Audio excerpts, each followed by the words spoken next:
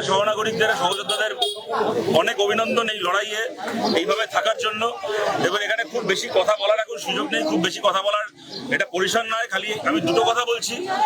প্রথম কথা হচ্ছে যে এই শ্রমজীবী ক্যান্টিন বা এই যে ক্যান্টিন এখন চলছে, এটা একটা সাময়িক একটা ব্যবস্থা, এটা কোনো চিরকালীন ব্যবস্থা নয়, হতে পারে না। তার কারণটা হচ্ছে যে মানুষেরা যাদের এখানে ঘর ভেঙে দেওয়া হয়েছে, বাড়ি ভেঙে দেওয়া হয়েছে এবং দোকান ভেঙে দেওয়া হয়েছে স্টেশন থেকে, তারা কোনো সাহায্য চাননি, তারা কারোর কোনো দয়া চাননি, করুণা চাননি। আর এটা কোনো দয়া করুণা নয়ও, তারা চেয়েছেন তাদের নিজেদের পরিশ্রমের উপার্জন করার সুযোগ তারা চেয়েছেন। তাদের সেই সুযোগ থেকে দাঁড়িয়েছে বিজেপির সরকার। আমরা তাদেরকে যত তাড়াতাড়ি সম্ভব তাদের কাজের জায়গায় আবার ফেরত আনতে চাই, তাদের কাজের জায়গায় আমরা তাদেরকে আবার ফেরত আনবো। একটু পরে করবেন, হ্যাঁ একটু পরে করবেন, আমি আপনার বাড়ি থেকে পরে তুলে জানান। তাদের কাজের জায়গায় যত তাড়াতাড়ি সম্ভব আমরা তাদেরকে ফেরত আনতে চাই। এই লড়াই আমাদের চলছে, রাস্তায় দাঁড়িয়ে চলছে, আদালতে চলছে, জমায়েত করে ভিড় করে বুলডোজারকে আটকে অনেক জায়গায় আমরা উচ্ছেদ আটকাতে পেরেছি।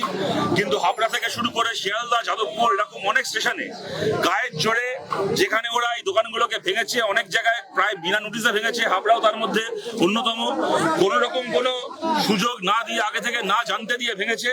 সেই জায়গাতে আমরা জমায়েত করে আটকাতে পারিনি, কেননা সেই সুযোগটা আমরা পাইনি।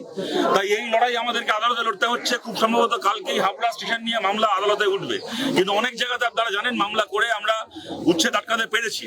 এবং এখানে যে বাড়িগুলো ভাঙা হয়েছে, এখানকার আজকে যিনি বিধায়ক, আজ থেকে 2 মাস আগে তিনি তো কোনো বিধায়ক হননি, যখন ভোটে প্রার্থী ছিলেন, তার একটা ভিডিও দেখছিলাম, বাড়ি বাড়ি গিয়ে বলছেন মানুষকে যে তোমার এত কষ্ট, মাথার উপর তোমার প্লাস্টিকের ছাদ, তোমাকে এত কষ্ট করে থাকতে হচ্ছে কেন? আমাকে ভোটটা দাও, ভোটের পরে তোমাকে কষ্ট করে আর প্লাস্টিকের ছাদের তলায় থাকতে হবে না। শুনে অনেকের মনে হয়েছিল তিনি বোধহয় ভোটের পরে মাথার ওপর সরকারি ব্যবস্থায় পাকা ছাদের বন্দোবস্ত করে দেবেন। কিন্তু উনি আসলে বলতে চেয়েছিলেন যে ভোটের পরে তোমায় প্লাস্টিকের ছাদের তলায় থাকতে হবে না, কারণ ভোটের পরে তোমার মাথার এই প্লাস্টিকের ছাদটুকু আমি আর অবশিষ্ট রাখবো না। এবং তাই করেছেন, বুলডোজার দিয়ে সেই ঘরগুলোকে ভেঙে দিয়েছেন।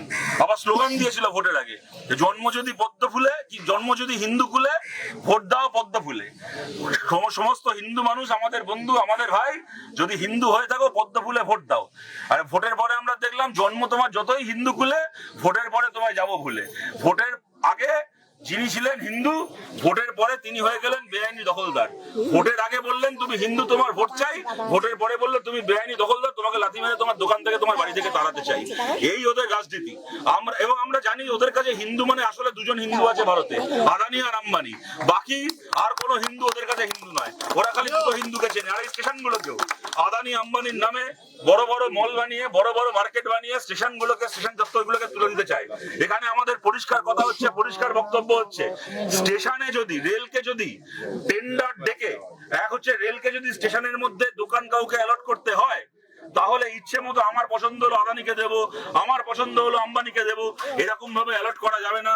সঠিকভাবে টেন্ডার ডেকে রেলের প্ল্যাটফর্মের মধ্যে দোকানের জন্য জায়গা অ্যালট করতে হবে, এবং সেই টেন্ডার জমা দেওয়ার অধিকার শুধুমাত্র আদানি আম্বানিদের থাকবে না।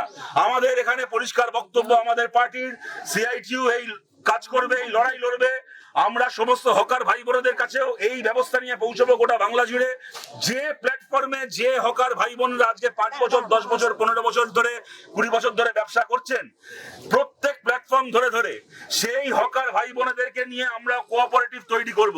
সেই কোঅপারেটিভকে রেজিস্টার করাবো, এবং রেলের কাছে আমাদের দাবি, এই দাবি যদি ওরা না মানে আমরা সুপ্রিম কোর্ট অব্দি যাবো, কিন্তু এই দাবি আমরা আদায় করেই আনবো।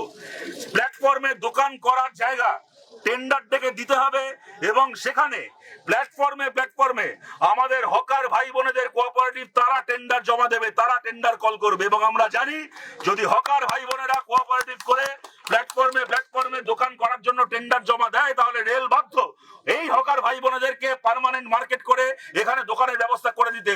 আদানি আম্বানি পারবে না আমাদের হকার ভাই বোনেদের সঙ্গে লড়াইয়ে।